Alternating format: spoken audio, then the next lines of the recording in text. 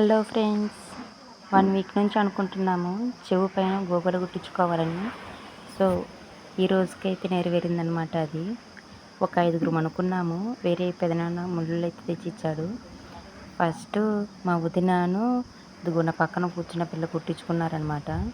నేను మూడో దాన్ని కుట్టించుకోవటంలో కుట్టేసి మా పెద్దమ్మే అనమాట కుడుతుంది. నొప్పే లేదనమాట. కుట్టినప్పుడు నొప్పి లేదు, కుట్టిన తర్వాత నొప్పి పుట్టింది. సో కుట్టి వాటికైతే సున్నాలైతే పెడుతుందనమాట, ఆ కుట్టిన చోట నొప్పి లేకుండా.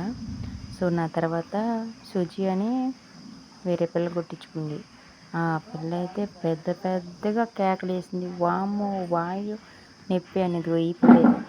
సో చాలా ఫన్నీగా ఉంది ఆ పిల్ల కుట్టించుకుంటుంటే.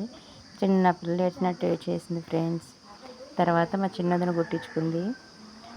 సో మేము 5గురము అనుకొని కుట్టించుకున్నాము. ఒకసారి పోగులు తెచ్చుకొని పెట్టుకోవాలనుకున్నాము.